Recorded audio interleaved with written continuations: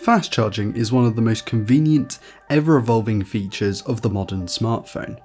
Ever since 2016, with the 18-watt Google Pixel and 20-watt OnePlus 3 chargers, phone makers like BBK, Samsung, Xiaomi and Huawei have been including faster and faster chargers in the box with their latest smartphones.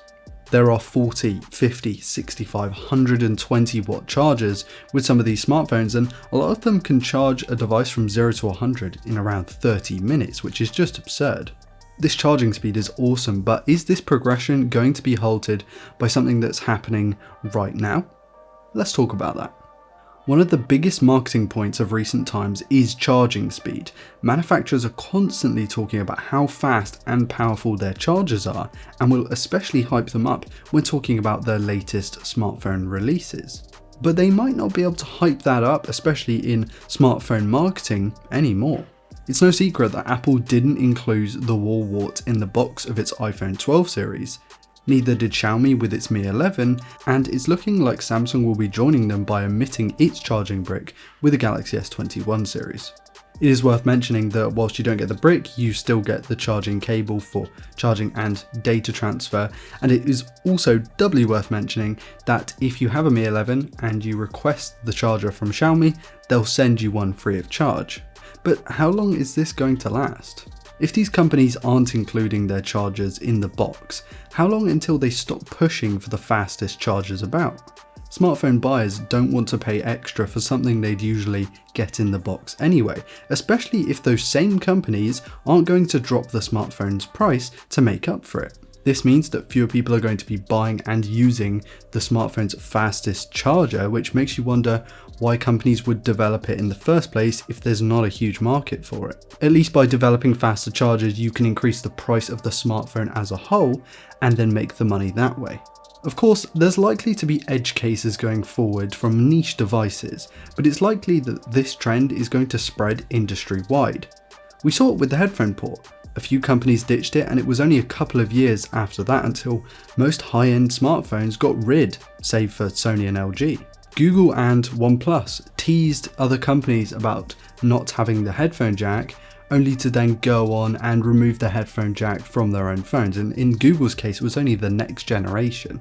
And guess what? Xiaomi has already teased the rest of the industry itself in a tweet by saying that the Mi 10T Pro came with a charger in the box, and the Mi 11 doesn't come with a charger in the box. It was that quick. And this industry-wide transition is likely to come faster than you'd imagine. I mean, it's already been a few years since Apple and Samsung have included the fastest version of their chargers in the box with the smartphones anyway.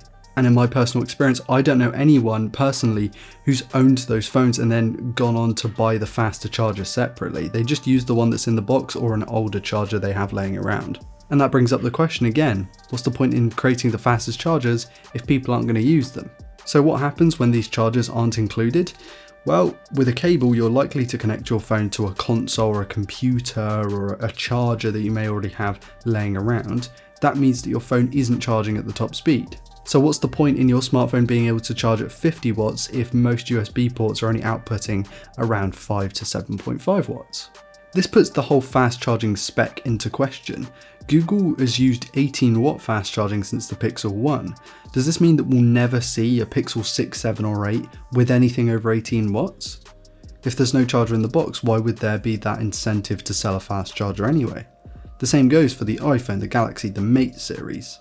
Because there's no reasonable way of selling a smartphone, marketing a smartphone that can charge really quickly if you're not going to give the individual that charger.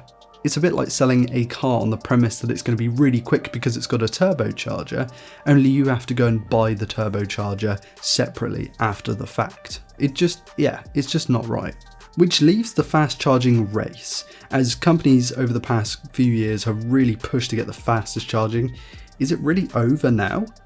Well, if there's no point in marketing phones with such fast chargers, what's the point in having fast charging in the first place?